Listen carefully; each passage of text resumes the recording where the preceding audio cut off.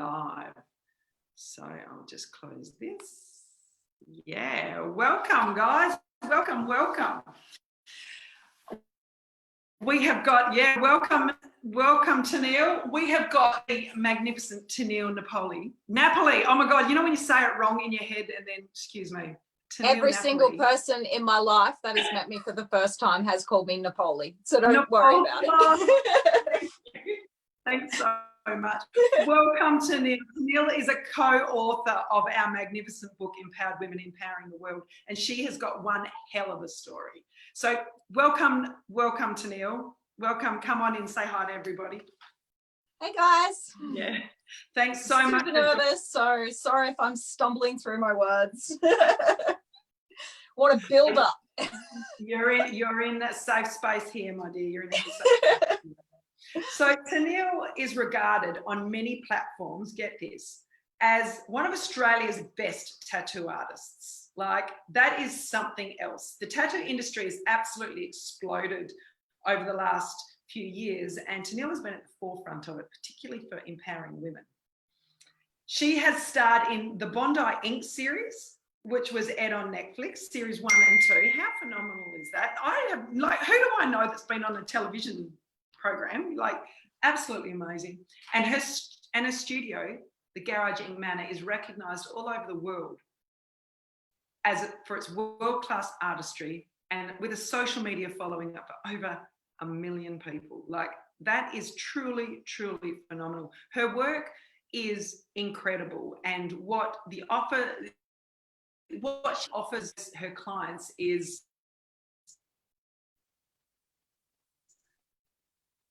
like, it's truly magnificent, and she has an enormous create a safe space for women to go in there and, you know, really be their true selves, and their creative self just comes to fruition. I just had the internet unstable, but I think it's good. Teneile is a mother of 3 gorgeous kids, and she struggles. She lives up there. Like, this woman, when you look from the outside in, and particularly if you follow on social media, you look at the outside and you see this blonde bombshell. She is an incredibly beautiful woman on the inside and out. 3 children, lives in a multi-million-dollar mansion on the Gold Coast, and has a highly successful, profitable studio in Garageinktattos. Teneile has, if you're looking from the outside in, you would think like she's got everything perfect, like, what a woman. And it would be very easy to say it's all right for her, wouldn't it? So let's delve in and let's get started because you and I both know that anybody that's achieved any success in their life has gone through some hard work, some ups and some downs. And my gosh, you've been through some. So let's start from the beginning when you're a little girl, and let's go from there. So over to you, my dear. Well, if you want to start from the start, like when it comes to art and things like that, I think I already had, I really enjoyed drawing. It was like my little bit of a, I don't know, I suppose, well, back then it wasn't an escape, you know, like it was just something that I enjoyed even from when I was young. Like, my first memory was drawing like this little fish. And I just remember showing like mum and dad, and they just were wrapped with it. They just thought it was the greatest thing. So I think even from that point, from a young age, I'd already started to find like that connection with people through showing them my work. So for me, I think and especially even as a teenager, when you're going through all the different changes, and, you know, you've got, you know, you're not feeling, you know, that tremendous amount of self-worth, especially when you're teenagers, you're going through puberty, and, you know, you're worried about how you look, you're worried about, you know, if you've said the right thing, or, you know, friends and stuff like that. But with my work, when I draw, like, it was the one thing that I could show people, and I would like have that feeling of love and acceptance.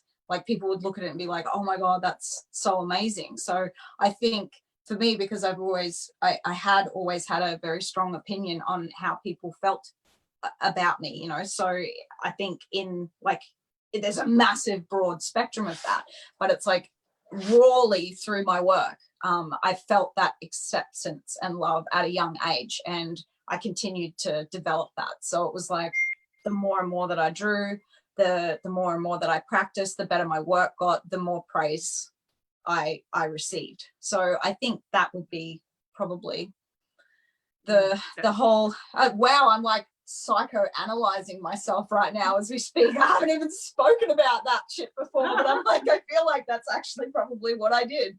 Oh my God.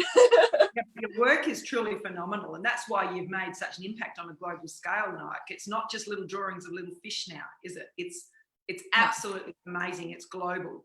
So let's go from there, because where did you start to get into the tattoo industry? Like because when you're, a little girl, tattoos were not, as socially acceptable as they are now. Like things different. Oh, certainly not. It was very different world back then. So, and also when I even contemplated thinking about tattooing, I was only 16. And it was because, and it wasn't because like my parents were tattooed, they never had any tattoos. My mum still doesn't have any tattoos. It was sort of very much that underworld type scene, and I actually was lucky enough through events of circumstance, came along and I met Shane Little, who's the man that evidently brought me into the industry, and for that I'm forever grateful. He's still one of my biggest inspirations. So yeah, it was quite a big shock to my parents, but when you're 16, you're pretty determined to do the opposite of whatever your parents want you to do. So it was sort of what I did. But yeah, it was through my work, it was through my art, and it was through school. And like I said, it was it's not like it was a connection. It was literally through one of my teachers who had a student who had been tattooed by Shane. And his work was phenomenal. He was one of the best tattoo artists in the world. He's been retired now for over 10 years. But yeah, so I got connected through a teacher, through a student, to Shane. So it's it was just meant to be. Yeah, absolutely. Because, when you find, and now on your own spiritual path, now you can relate, when you are looking, you will find what you need to get where you want to go, or where you need to go. Yeah. Okay. So you then feel it. You do. You feel it, don't you? And and when you're not heading down the right path, you get nudged back into the right path, don't you? Mm-hmm. Even if you don't want to. Absolutely. Even if you're gripping on for dear life. Yeah. Shit, it would have been easier if I just let go months ago. Yeah, looking back in hindsight, you often do think that when you look back on your life. So let's go there then. What about, so you're in college and, well, you were in the tattoo industry or learning tattoo, and then you were told not to, or you were encouraged not to, is that? Yeah, I was through, I suppose, partnerships, family, things like that. So it was, I was sort of torn between, because at that point I was getting a bit older too, or in my late teens, and coming into my 20s, and I was taking on the advice of many different people and sort of what I wanted to do with my life. So, and then, so I was very torn, but at college I studied a diploma of visual arts and new media, which I did really quite well in, and it basically enabled me to go down a lot of different avenues involved with art. But yeah, when I fell pregnant with my daughter, I was sort of told that I shouldn't be tattooing anymore, and it wouldn't be good for me while I was pregnant and things like that. And I was sort of emotional, and I really wanted to focus on finishing my diploma, so I sort of stopped tattooing for a little bit while I was pregnant with her, while I finished college. And yeah, it wasn't long after she was born, probably about 12 months later, that I actually started back tattooing again, and it was just I never looked back after that. But yeah, there was definitely confusion for many years on whether it was the path that I wanted to take, and it just kept pulling me back. No matter how logically I thought about what I should do for my life, and how many people told me that that's not what I should do with my life. Being a tattooer, it's not, it's an artist, like it's that scene, you know, like how could you ever, you know, do anything with your life if you're going to be a tattooist, you know, like, and this is 20 years ago, so very different, but there still is a lot of stigma around the industry.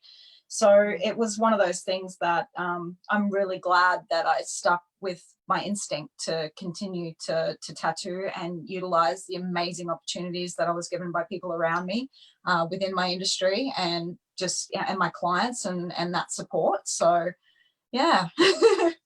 So amazing, because aren't you glad now, like looking back now, it's easy to say, geez, I'm glad I decided to, you know, go down this path that I am truly destined to do. But at the time, you were like 19, 20, had a tiny baby, you'd left that partnership, you're on your own. Yeah. And that took some courage then to step up, like that one empowered woman to step up. Yeah. And it was good.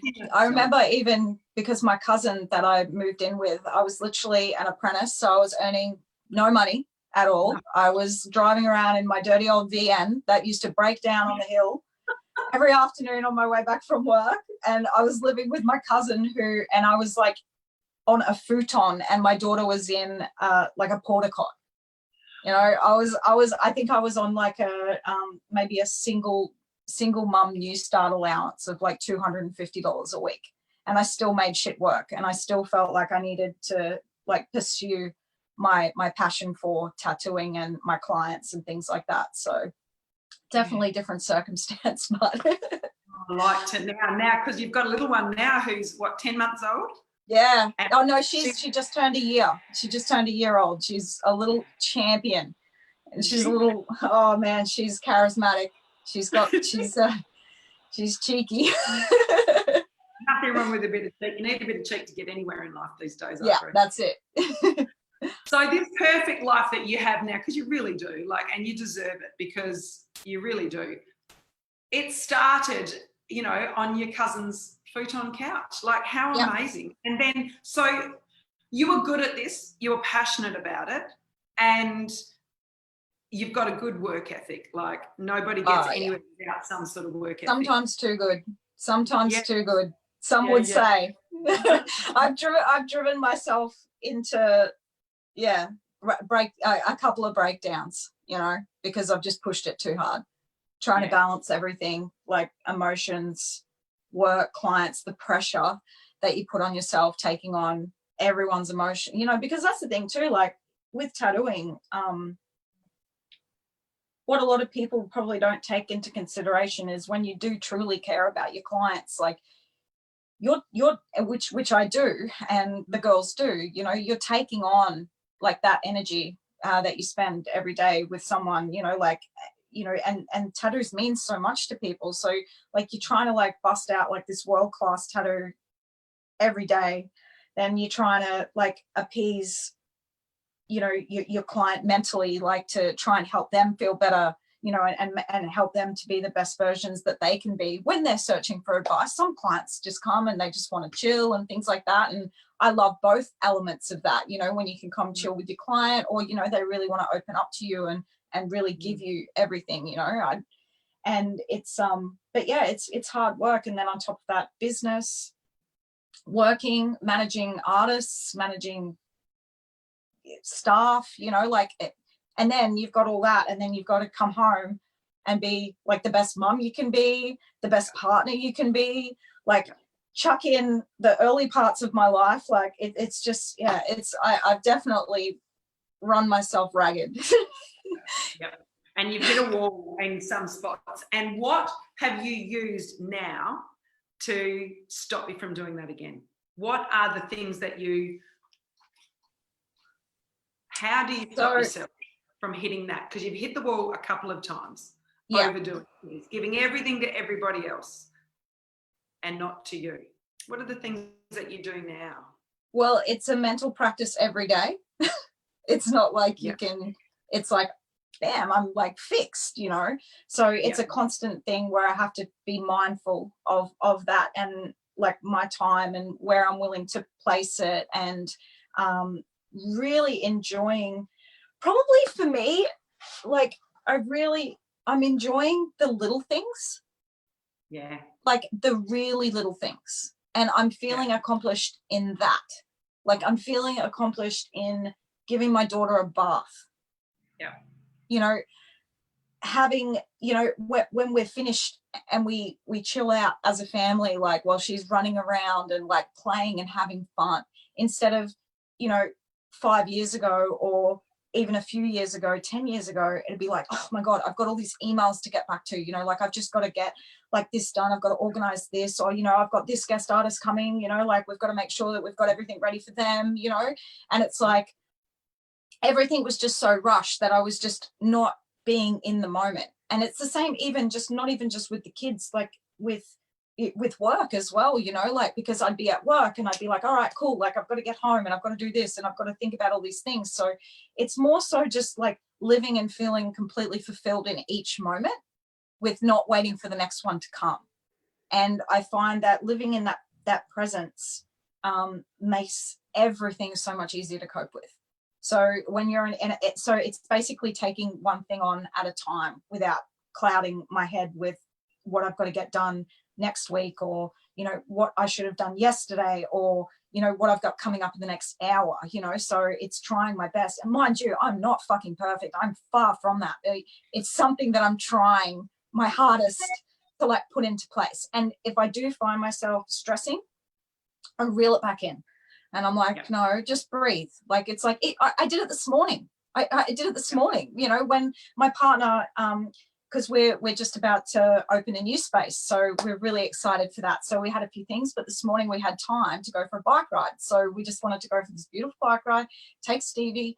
And he's like, what's wrong? And I'm like, I'm already stressing about like everything that I have to do, or like what I needed to do. And he's like, why can't we just have a bike ride? And I'm like, here I am just telling myself that I just need to have a bike ride with my family instead of thinking. And then it took him to say, look, you know, we're on a bike ride, everything can wait. And I'm like, he's literally telling me the shit that I try to tell myself daily. So like I said, it's like, that's what I say, but it's like, it's hard work to put it into practice, but I have been, because I've been so much better, like mentally, and really being in that moment and not having that, you know, anxiety and stress as I have had in the past, you know. So the power in being present is, you can't even explain it until you do it constantly. And it is so powerful. And it's because like mums in general are thinking about a million things at once anyway. I think we're born to naturally be able to do it. But when you're always living in the future about the next things you have to do, or thinking about the things you should have done, or that you didn't do that well, or how you stuffed that up, when you're in the present, it gets missed. And next minute you wake up and your kids are all gone.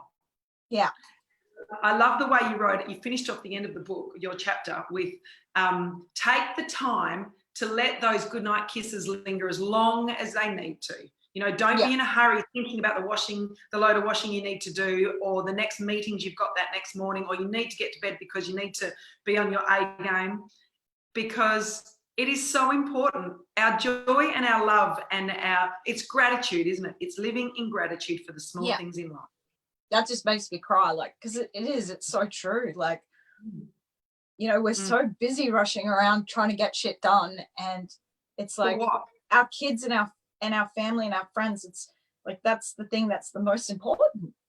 You know, it's more important than anything, and those moments. And, you know, I know, because it was actually like, I took that from, of all things, it was like a Facebook video that I watched of like older women that said, if they could do things over, you know, what they would do different, and that they would work less, not more, just on being present in the present moment, and draw out those bedtime kisses, you know, dance in the moment, really dance in the moment, you know. And it's so beautiful and so powerful, because when I watched that, I thought to myself, like, the amount of times that I've gone into the kids' rooms and I'm like, all right, good night, good night, good night. And it's like, you know, like, and then you're in the, sweet, kids are in bed, time to work.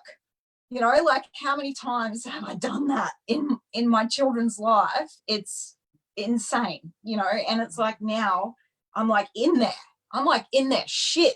And I'm like, how? So So I'm just going to sit here for a little bit. They're like, Mum, you know, like they got used to it now, but it's like, you know, like, and I just really am trying to be as present as I can, because that's the thing that's like the most important. That's the reason we do any of it, you know, especially for our children, you know. And like I was saying earlier, so many times in my life, like I've got so caught up in work and career and you know, friends and just like all that side of things that, you know, family can get missed as much as it did, you know, in the same aspects. Like I look back and I would never change it for what my children are amazing. And like, if I was to say to them, you know, like, they're like, Mum, you're just crazy. Like, you've always been there. You've always done this for us, you know, like, which I have, but it's like, I know that in how much time and effort and things that I put into my career, like, it's like finding that balance is just, I don't even know how to explain it. But I suppose it's always, you know, when you talk to any mum, there's always two different sides, like, to that whole spectrum of things, of like mums that work and mums that don't. You know, it's like mums that don't have got this like idea that working is like bad for their children. And then you've got like mums that work, think that staying at home, like there's no way that they could do that, you know, because they're trying to provide for their children. So there's this whole ball game of things, when realistically it's just the insecurity that, you know, mothers feel, because they want to try and project that what they're doing is the best thing that they can do for their children, which it is, but it doesn't need to be bringing anybody else down in the same process, you know, of the way that they manage things and do things. And, you know, I can't even say, you know, my kids I reckon you've explained that incredibly well. You're dead right. Every mother and child balance, the way that they are doing things is right for them, because everything happens in divine order. And you know what, this is going to roll on into the next thing, you know, like self-validation, because you were talking about in there, because you've traveled all over the world with in tattooing, like, and you have won so many prizes all over the world, like big level stuff, like serious stuff, not just, you know, in Queensland. This is like all over Australia, New York, London, and you took your daughter with you, didn't you? Yeah. A lot of the time. She was along with you. And then you became incredibly successful, incredibly financial. A lot of women have gravitated to you because you're a leader in your industry. And with Garageinktattos now, like it is a well-known name within the tattooing world. Then there was more critics, you said later on, like, and this is, you know, when it's like tall poppy syndrome, when people get good at something, especially in something like what you were doing, which is, you know, like, it's not mainstream. It's not mainstream at all. But you said that there's more critics than supporters, and you realized when, you know, like you had, you said there on one in that you're on the front page of a magazine or a newspaper, and it was supposed to be really exciting, and the story that you thought was going to be portrayed wasn't. Yeah. And it really hurt. It hurt deep in because they put the old style, you know, underground stigma of tattooing and sprayed it all over you and your daughter. And that would have hurt. That was crazy, because I suppose I had never, I mean, apart from, you know, going out in public and stuff with tattoos earlier on, like I'd always get, you know, the stares from people, you know, being a woman with tattoos and things like that. And it's definitely lifted probably just in the last couple of years. But, you know, as soon as I started to get like those visual ones, you did notice in public people looking at you with that different like mentality and having judgments. And but it never really sort of worried me too much, because I've sort of, you know, when I started, well, at the start it sort of did, because I always like felt like I needed to, you know, to be like, well, I'm not what you think I am, you know, blah blah blah. But as I got older, I did realize that it's only like they're only capable of love and acceptance to their degree, and their problem with me is theirs, it's not mine, you know. And it was like, once I started taking judgments not personally, I could completely overcome you know, anyone's idea of who I was, who didn't have any idea who I was, to heart. But when that article first came out, like that was one of the first times that I really, really, really felt how outside of the industry felt about tattooed people. Yeah. Because I'd only ever really tattooed. So I'd never tried to go get a job at a bank. I'd never tried to go get a job anywhere else and be knocked back because I'm tattooed.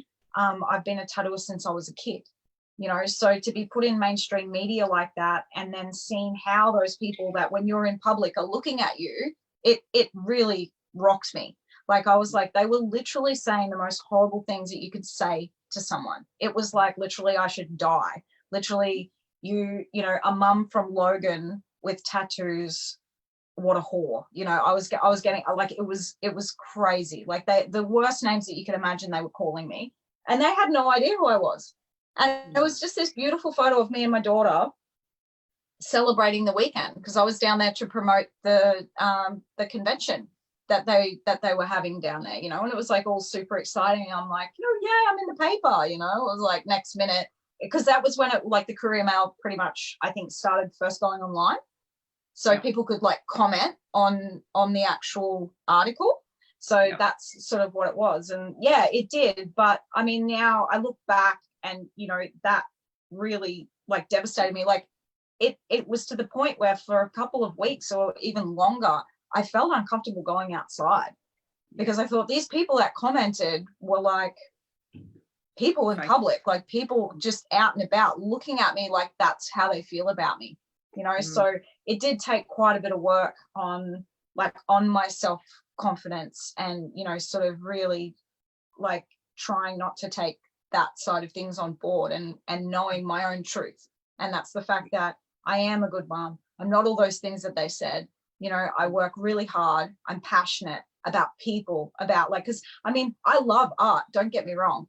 But even as I explained earlier about my art and people showing love towards me because of it, you know, so the art is just the small version of what it means to me. It's the love, and it's people that I love. You know, I'm so passionate about people. I'm so passionate about their stories. I love knowing what makes people tick, you know, like I love working them out, positive or negative, you know, like even if someone is an asshole or a cunt, I'm just like, why are you the way that you are? I want to work that shit out, you know. Or if someone's like amazing, it's like, why are you the way, like, you know, like there's all these different elements and factors to like the way people are and how they've existed, you know. Like, I mean, you even look at me and my sister, you know, we're completely different, but exactly the same, but in the same aspect. You know, we both grew up in the same household in different times of my parents' life, and that's made us so different. Like, so compared to like even like the person living next door, the person living in another country, the person living, you know, under different, like, it's like there's just so many different realities within this world, and they just all intrigue me. So it's people are my passion. You know, tattoos are just a really great way for me to be able to like express that passion, and to be able to like, I don't know, get to know people and help people through my art, you know. So I don't know if I went completely off topic then, but this is what this shit's about, isn't it? Absolutely. It's amazing. I love getting an insight into who you really are, Teneile. You're a beautiful person. Absolutely beautiful. So your substance abuse there, somewhere along the line, probably, you know, you used to use that as a crux, but it was actually the thing that was pushing you into deep depression at some point, wasn't it? Yeah, well, it wasn't so much depression, but it used to trigger like anxiety. So I used to use alcohol and substance to fit in. So if I was like socializing or like going to events, you know, anything, party, barbecues, whatever, where there's a group of people, I felt like I needed substance to socially lubricate that. So I wasn't the sort of person that would, you know, drink every night, or, you know, like, so I'd pull out that shit when I was like maybe gone to a convention for the weekend. if I had a like birthday party. It was just like a social thing. And for so many times I would, but my problem with it is that once I had one, I couldn't stop. So I'm not the sort of person that can just have one drink and that's enough for me. It's like Alcoholics Anonymous says, it's like, you know, one's too many and 100's never enough. Like that's literally me. Like I could have a drink one night just for dinner, and you know, 3 days later I'm still going, you know, like, so it was really like toxic for me to drink and to use that. But I never drank during the week. Like I always had like a really good handle on, like, if I needed to work the next day, I knew that I couldn't drink, because I would write myself up. I'd drink myself till blackout, you know, and like I said, sometimes I wouldn't be able to even stop the next day, you know, like we'd get up and I'd be still a bit pissed and, you know, I'd have another drink or, you know, whatever. So when I did use, it was very unpredictable. So yeah, and I battled with that for many years. Like I had, so like pretty much the longest I was sober was when I had both the kids. So obviously I didn't do anything while I was pregnant, and then until they were like a year old. So that was sort of my sober time. And then I tried to be sober again when I was like 21, and I did like 9 months of AA and things like that. But you know, that little fear would come in my, like that little demon that's in your head, which is like the addiction. That's how I actually stopped, is I recognized it for not myself. So all the excuses that told me that it was okay to use, I recognized them as being other than myself. And I recognized it as an addiction that was talking to me, not every excuse I wanted to hear to pick up again, you know? So, and that's what really started, like, that's what helped. I mean, I've been sober for 7.5 years now. And the reason there's many reasons why I finally said I just couldn't do it anymore. You know, I was going to end up killing myself at some point, you know, but that was the other thing too, is like, I always used to think to myself, like, I don't have a problem because I'll only drink like on the weekends, or, you know, the times that I don't have the kids, or, you know, like it was one of those things that every excuse in my brain would come up. Or sometimes I'd go a month, you know, 2 weeks, or like maybe 3 months, you know. So it was just one of those things that I just had every excuse. But I think to the end of 2012, I just started to get really bad, like really bad, like just with partying. And, you know, because that's what we do, is we just, you know, we go to these conventions, and, you know, you'd go and then you'd win like artist of the show, or, you know, all these awards, and, you know, you just be having the funnest time. You've got no kids, you know, like all this stuff, and you just party. And, you know, like, and it was addictive, you know, because you'd be going out to like socialize. And then I got myself into so many like really bad situations, terrible situations, that you would think that you'd give up after something like that, but it still took me, you know, a few more mistakes before I actually went, right, Teneile, like, this is not for you. This is, you're gonna kill yourself. So but, you know, my drinking too, like, I've gone through a lot of like psychoanalogy, and with people that I've met, just through the copious amounts of people that I have met that have struggled with addiction, and like listen to a lot of speakers on the fact that they do say that people that do have those addictive traits are disguising, you know, their insecurities, or, you know, their regressions on not dealing with certain things through substance. So yeah, it was just one of those things that I felt like I needed to drink to feel accepted.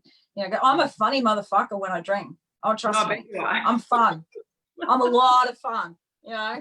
So that was probably one of the hardest things to like drop, because it was such a big part of like my persona of who I was, you know, when I'd go out to these conventions, or I'd go out to parties to socialize, you know, like it was a huge part of who I was. And, you know, went to take that away, and so many times I tried to take that away, and I just felt like it was such a big part of me that wasn't there. But after I got sober, it was like probably about 6 months in, and I realized that, you know, like I didn't need that to have that confidence and to do that. I mean, of course, I still don't think I'm anywhere near as fun as I was when I used to drink, but I'm still all right. I still go all right. I just don't really go out that much anymore. Cotton socks. You're a cracker, Teneile. You are a cracker. So you really are. This is like truly amazing. So you really replaced, you know, your drink with, and that crazy life with your spirituality now, haven't you? You really filled that hole. I literally replaced drinking with yoga, and it changed my fucking life. Yeah. Because I never did yoga before I stopped drinking, and then I went like, I don't know, like if it's like that Get Him to the Greek when Aldous Snow like gets off everything and then he becomes some fucking yoga. Yeah, that's like me. I was like, yoga, crystals, meditation. Like I was like right into all my sun gazing, you know, like full heart out, like next level shit. But then it was funny because I went from being like, you know, I was like all spiritual, like getting into the Kundalini, like fucking green smoothies. I was full plant-based, you know, like all out. Like I can't do shit in halves. You're obsessive compulsive, and I can relate. And it's just like, so I but then it was like probably 3 years into that, it's like I went too far.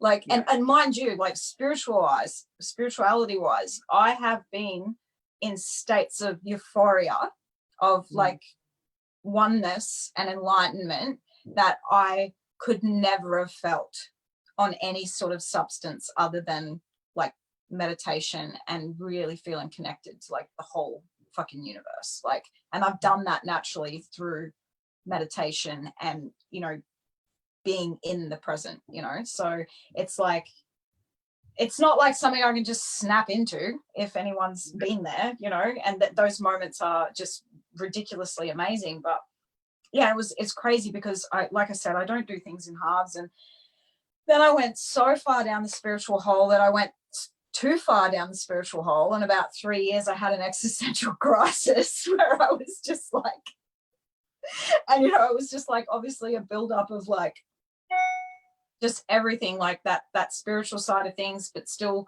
trying to, you know, be one and, you know, calm and, you know, yoga and all that sort of shit, but then still being worried. And it sort of actually put me into like a state of like depression because I was super worried about stuff, but then I was so down on myself because I was depressed. And it's like, Teneile, you know that it's your choice to be depressed, right?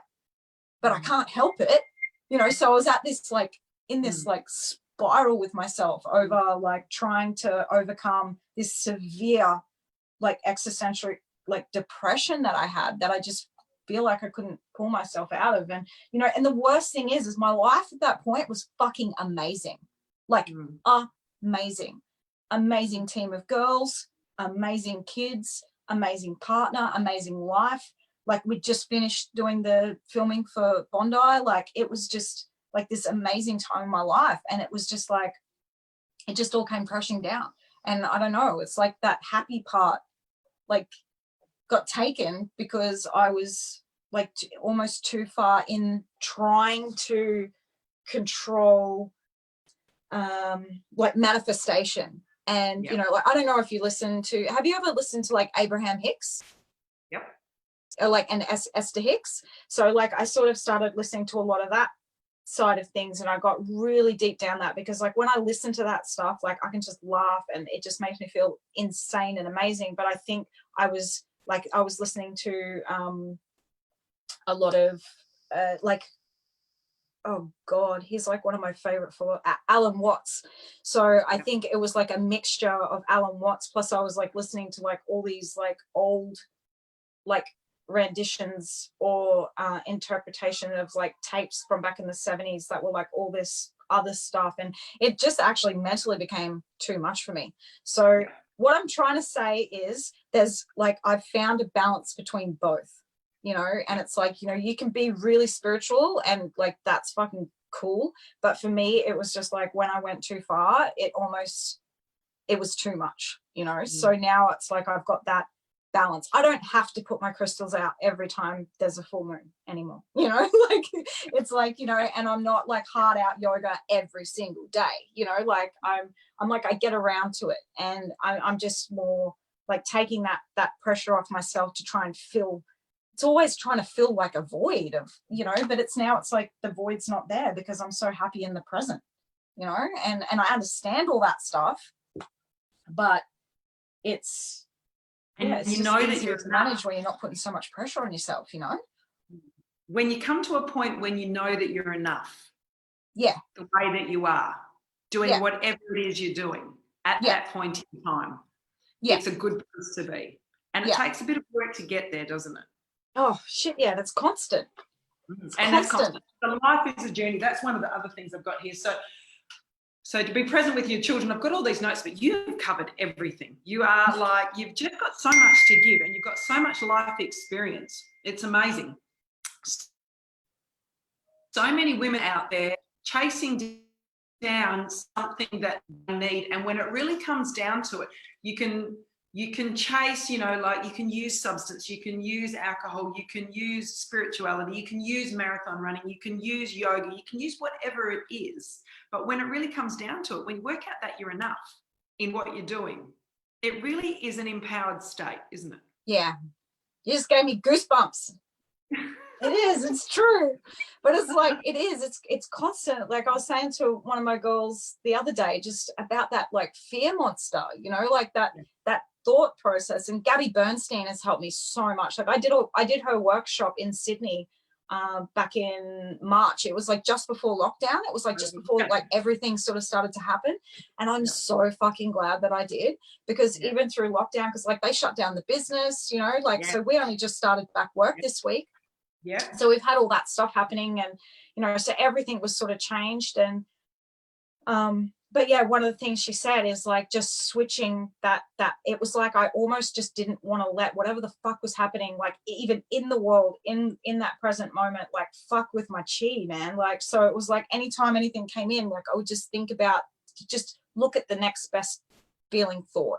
You know, it doesn't have to be the opposite of like, oh my God, you know, like this is going to happen, you know, so maybe I should think about the opposite. Like, even if it's just thinking about like a movie that I watched, or, you know, something like my kids smiling, or just, you know, something completely different to that fear. Because the fear happens, like it could happen every, you know, 10 or 15 minutes. It's just the way that, you know, our brains are wired to worry to keep us safe, you know. So it's not even about like telling that fear thought to fuck off. It's about acknowledging it and realizing it, that, you know, yes, thank you, I'm grateful that you're there, you're looking out for me, but that's not reality, you know. Like this is like going to make me feel much happier, you know. Or just sort of like, yeah, really recognizing like where your brain is going and where it's traveling, because generally when you're in that happy state, then you bring, you know, happiness and wealth and time and all these things. And it is just a matter of your brain. I could be one day stressing that I don't have enough time, or I don't, you know, just for one example of something, and stressing that I don't have enough time.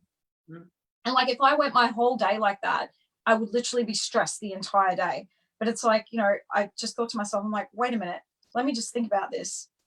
Like I do have enough time, even if I think that I don't have enough time. And realistically, like the spreadsheet shows I don't. But it's like even just taking that time and going, no, I've got this and I've got enough time. It'll change your whole fucking day, you know. And you can utilize that in every aspect of things, you know. So I think it's just it's just really important, like that mindset of like saying who you are. And like, but mind you, like I said just before, I'm out there pacing the front veranda because I'm so fucking nervous to do this interview, and my partner's like, what the fuck are you doing? I'm like, I'm about to do this interview, I feel like I'm going to spew. I'm like, I feel like a fraud. I'm like, I'm being interviewed for being an empowered woman, and I feel like I'm going to spew because I'm about to have an interview. Rand's like, you're a fucking idiot. He's like, you've totally got this. He's like giving me all this inspirational shit to feed me, and I'm like, yeah, but that makes me feel worse because I'm still nervous and I'm still trying to, like, you know, I don't know. So I was just like, fuck it, I'm just going to let people know that I was so nervous. And like, it's because it's just, you know, because that's what I would want to hear. you know, like it's like, you know, listening to, you know, all those inspirational people that I listen to doing all this amazing shit. And it's like, I look at them and I'm thinking, how the fuck do you do that? Like, how? And it's like, I don't want to, I almost don't want to hear like, oh, it's easy, you know, you just got to do this and you just got to do that and then you'll be fine. It's like, I want to hear like, that was fucking hard. Like, I was nervous and, you know, and it is about like, you know, working on stuff, like just to sort of, I don't know, I suppose make people feel better about, you know, that it just, you know, for some people it doesn't come easy to do even just something like this, like a live chat. Like I see Carly, she does it all the time. I'm like, I messaged her just before we started. I'm like, help me, I've got to do a live. And she'll just be on like Instagram, like story. I'm like, God, I wish I could do that. I'm just so judgmental on myself still, you know, like. But that, I think, is why you are, because you are you. And that in there is where the power comes from. And you know that because when, you know, like one of the things that inspirational quotes that I love is, if you, and I said it the other day in one of the other interviews, or Melissa said it, because if you be you with all the good and all the bad, because be uniquely you, because everybody else is taken.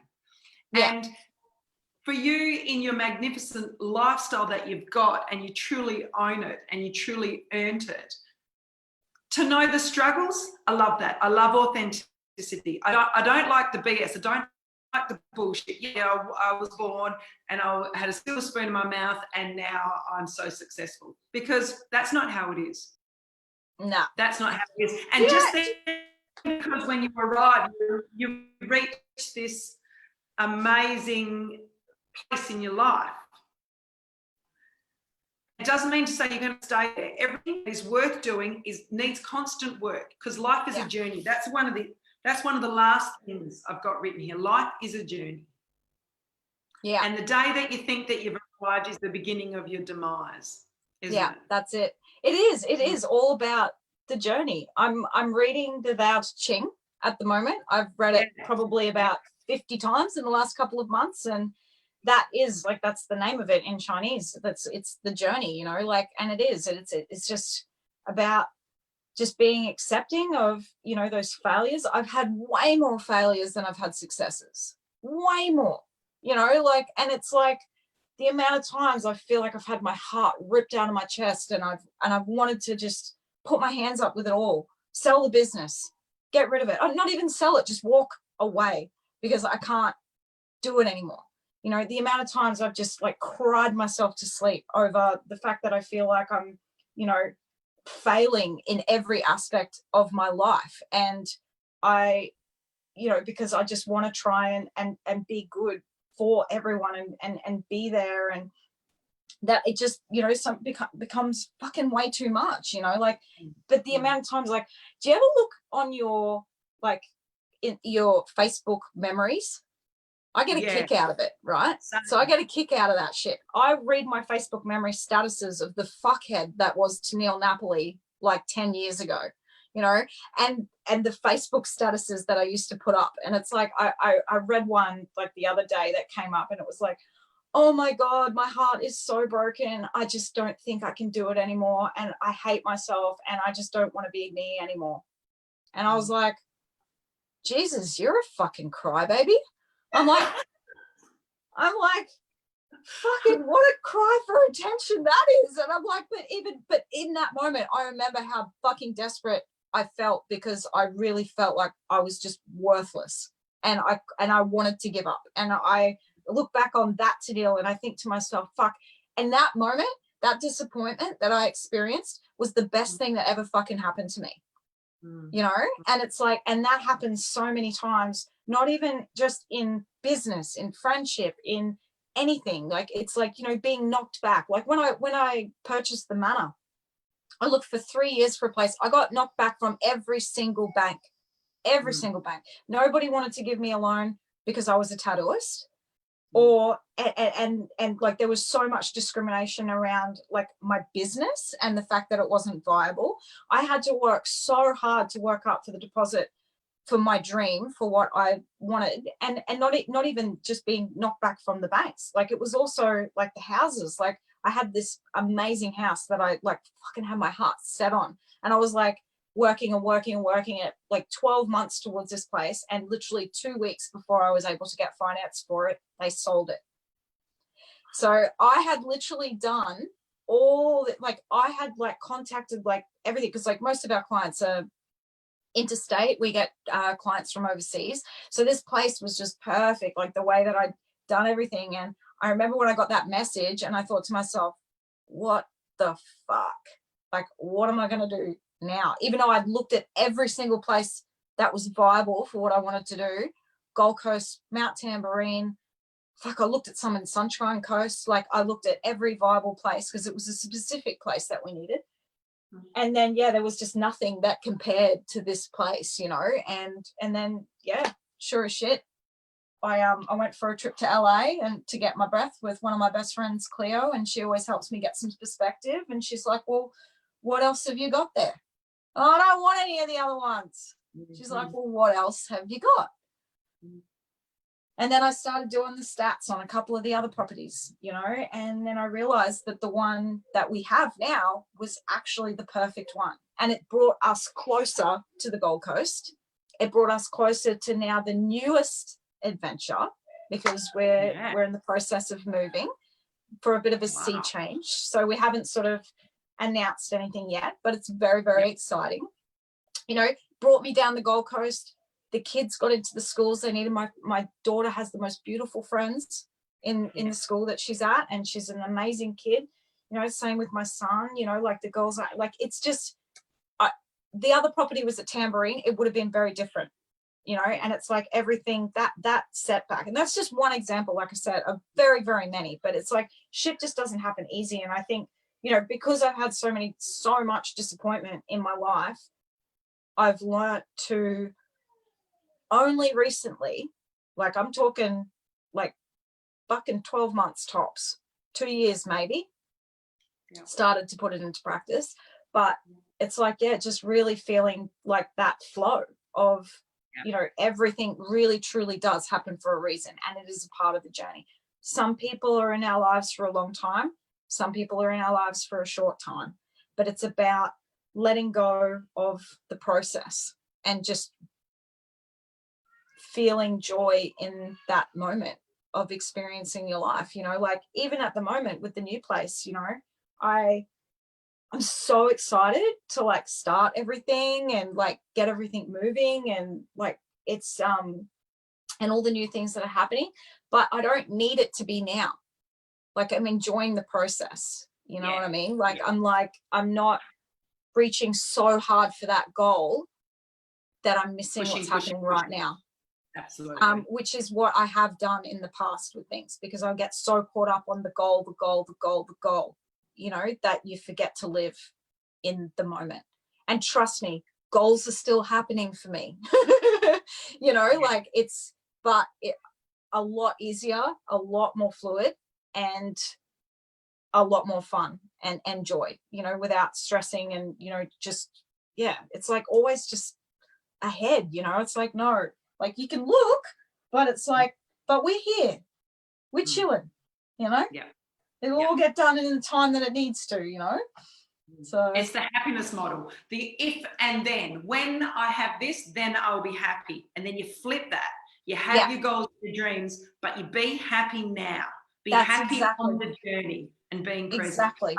If anybody can just take that away from our interview, I reckon that would be key. That would be gold. Change, life changing. It's changed my life completely, like completely. You know, that present moment, because once you reach it, then there's just the next and the next and the next. And I think that's what happened with me. You know, it was like after I obtained the manor, you know, that was sort of where it did start to spiral a little bit for me, because I did try to stay stagnant, because I actually forced myself still, because I've always been such a goal orientated person. So it was like after all these years of like reaching for this goal, I finally got it. And I promised myself I wasn't going to reach for anything else. You know, it was like, no, you've got it. You need to chill, you know, no more, chill. And I think I actually, like, I lost a sense of myself because I didn't have anything to work towards, because I was afraid if I started working towards something that I wouldn't be enjoying what I had created. And now I know that you can have both. You know, you can enjoy what you have in that moment while still reaching for that next thing. Because I find that when I don't have that next thing to reach to, then I feel in the past, this is just going from my own personal experience, in the past, when I don't have something to look forward to, then I do lose a sense of self. But the beauty of it is not standing so still that you still can look forward, but me being in the present. And that's what works for me, because staying completely still and fucking zen to a point where I know that I could just live in the mountains with my kids and still be happy, like that's all good. But in the same aspect, it's like I still want to live this life to the best and fullest that I can, and you know, and meet more people, and you know, and have fun with my friends who are all the girls that I work with, you know, like, and be able to have and share those experiences together, you know, travel and really experience what this world has to offer. But you know, yeah, travel's fun, Europe's fun, working's fun, you know, doing all that stuff's fun, and working towards goals is fun. But it's, you know, it's just another thing to sort of keep the mind occupied while you're enjoying the present moment, if that makes any sense. Absolutely. Absolutely, it does. Teneile, you're an absolute angel. I thank you so much for Thank you. Thank you for making this easy for me. Really sharing with us. We went a fair bit deeper than pretty amazing. Oh, my absolute pleasure. Thanks so much for coming in. You're an absolute credit, and you are a leader in your industry, which is, you know, you're so inspirational, and I truly feel blessed to be part of the book Empowered Women. Oh my God, I'm so blessed. Like I said, I feel like a fraud. I'm just like, these women are so amazing. Like, you are so amazing. You truly are. Thanks so much for coming in and sharing today. Thank you so much for having me. It's been my absolute pleasure. Thank you so much.